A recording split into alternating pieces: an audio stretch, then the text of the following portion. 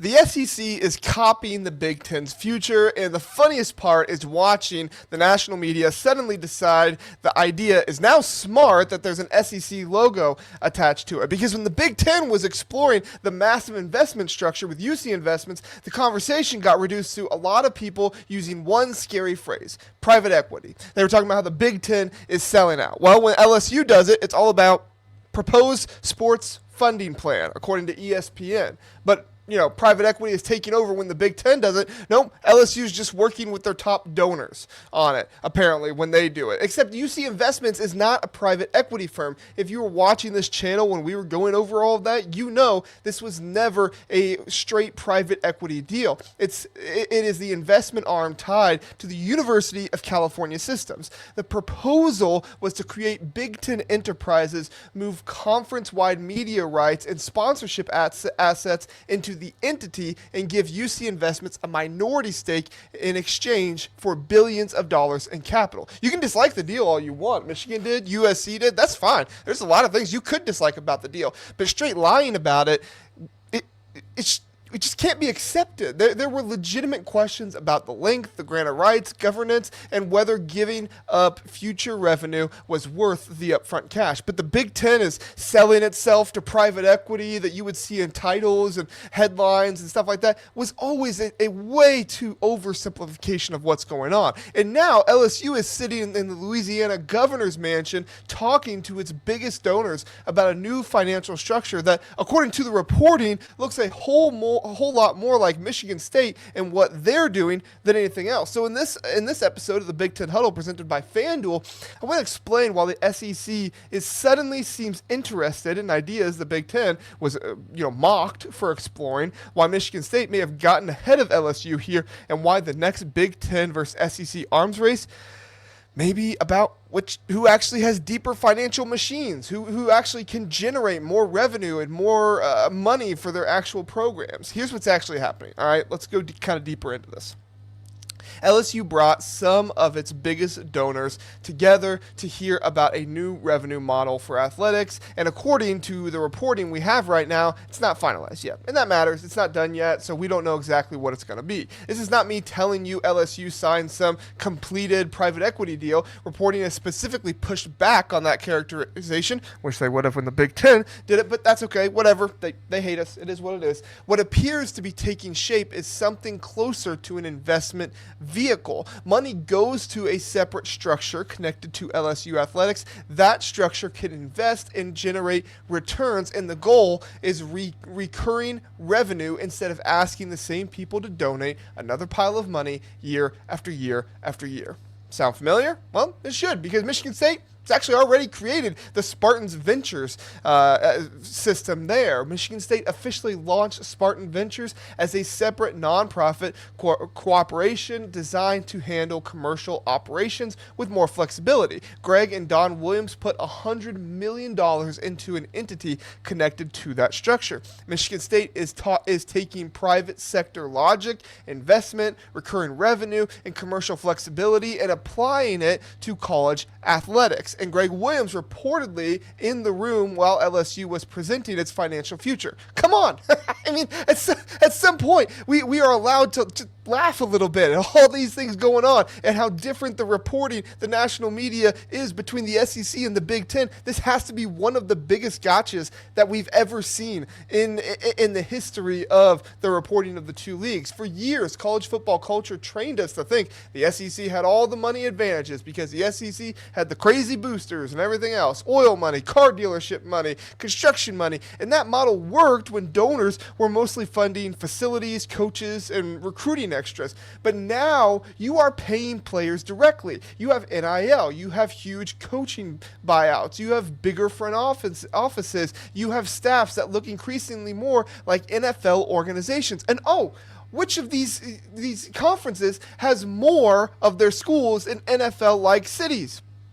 Couldn't imagine. Suddenly, the question is not, do you have rich boosters? Everybody at this level has rich boosters. You don't get into the Big Ten or the SEC without rich boosters. The question then becomes, how much economic infrastructure sits behind your program? And this is where the Big Ten gets really, really interesting. You see, Ohio State already operates with business mentality. They've been operating like an NFL, front office system for actually long time now. Everybody else is kind of catching up to Ohio State in some ways, not always, but in some ways. Michigan is reportedly moving toward becoming more of the business model as well, and Michigan State has built Spartan Ventures. The Big Ten distributed a record $1.37 billion to its schools for the most recently reported fiscal year. That does not mean every Big Ten school is richer than every SEC school. Texas exists, Texas A&M exists, Georgia is not passing around a collection plate or anything like that. Let me take a drink really fast.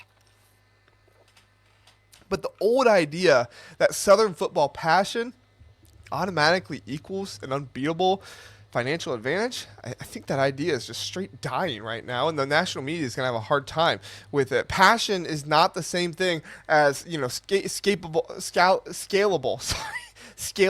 capital. Listen, this is the part that should make SEC fans really, really uncomfortable. LSU is LSU. This is not some small program trying to keep up. This isn't Tulane. This isn't somebody in the Sun Belt, okay? One of the biggest brands in the SEC told its own donors that college athletics is at financial crossroads, and the current athletic budget is unsustainable. If LSU is already looking for a different machine, what does that tell you about the other brands in the sport? It tells you the old machine is being pushed toward its limit. And this is also why Big Ten fans should remember what happened with the UC investment deal, which I was in favor of. I got why not everybody was in favor of it, but I just didn't want people to not be in favor of it because they were being lied to. I want people to have the actual facts. Big Ten Enterprises would have been created as a separate commercial entity. UC Investments would have invested roughly $2.4 billion and received a 10% stake. The fund is tied to the University of California pension system.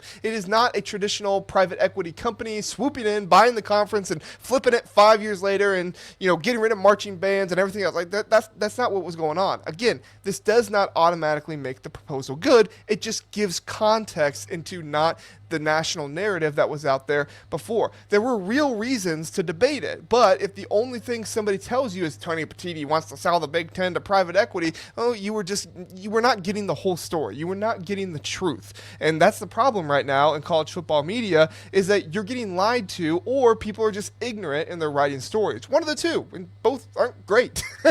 Now watch how carefully people are discussing LSU though. Well, technically this is not traditional private equity, or let's wait for more of the details. This could be sustainable investment structure.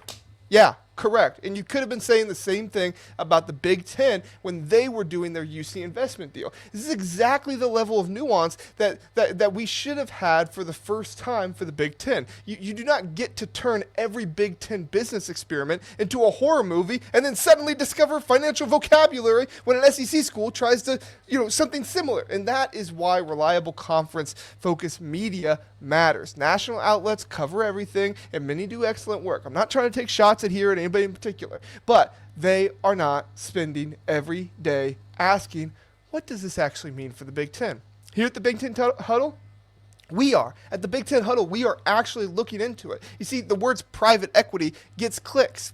Look, I need clicks, but I don't go out here and just put the buzzwords in the title to get the clicks. University pension investment managers take a minority stake in new commercial subsidiary is what the headline should have been, but that does not fit well into a thumbnail or into a headline structure or anything like that. But one is a slogan, the other actually tells you what's being discussed. Now, let's take this back to football for a minute. FanDuel currently has Ohio State around plus 550 to win the national championship. That's what it was last time I checked. And LSU is right around 2,200. Those odds can move, so check the current board, but look at the bigger picture. The SEC is no longer sitting alone at the top of the sport. Really, the only two contenders you have in the SEC this year are Georgia and Texas, and the odds bear that out. The Big Ten has won the last 3 national championships. Ohio State is the current betting favorite. Oregon and Indiana also sit in the top 6 of contenders.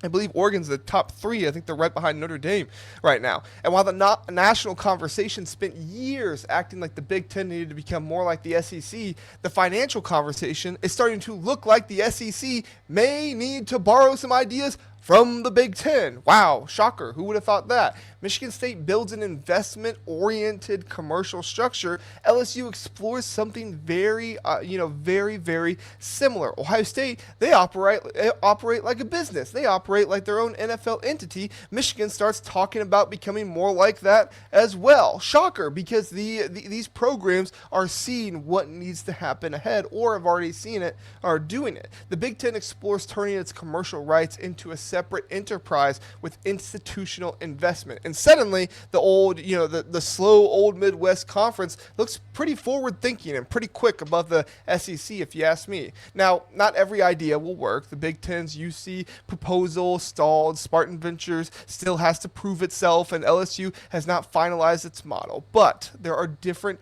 kinds of rich. There's donor rich, there's television rich, there's corporate rich, there is institutional rich, there is alumni network rich, and the programs that combine those things are going to separate themselves from everybody else in college football. And it's one of the reasons why you are seeing the Big Ten separate themselves from the SEC. Ohio State understands it. Michigan appears to understand it. Michigan State is betting almost $100 million that it understands it. And now LSU is looking at the Big Ten saying like, hey, maybe they figured something out here. We just fired a coach for a huge buyout. We don't have enough money to pay the new coach, but boy, we can't not hire a good coach, so we got to go out here and make some kind of money to make it happen. So yes, I am going to enjoy this one a little bit, because after years of being told the SEC was where college football money and power lived, and one of its biggest brands is now looking at the structure of clear similarities of something that's already happened in East Lansing, not because LSU is poor, not because SEC football is finished, but because the game changed. Booster passion alone is no longer enough in this sport. McDonald's bags under the table and breaking the rules, and your conference commissioner doesn't do anything for you, isn't going to be enough. You need a financial machine, and the Big Ten may be a better position to build that machine than the national conversation wants to admit. No doubt you'll still have some SEC schools that try to break the rules. Right now, I've been told that the NCAA is investigating Tennessee for a few different things, which is not super surprising to me, but at the same time, it's like, what's the NCAA going to do? So next time somebody tells you the Big Ten is panicking and the SEC has all the money, remember the story. LSU had its biggest donors at the governor's mansion talking about how to build a more sustainable financial future. And one of the people helping inform that conversation came from Michigan State. That is not SEC dominance. That is the SEC trying to adapt to what the Big Ten is building. And the really fun question is, what happens if this becomes the pattern, right? Does Alabama eventually build its own version? Does Georgia do that? Does the rest of the SEC start creating commercial entities and investment vehicles because the donor model cannot carry everything anymore? And if that happens, who exactly was following whom?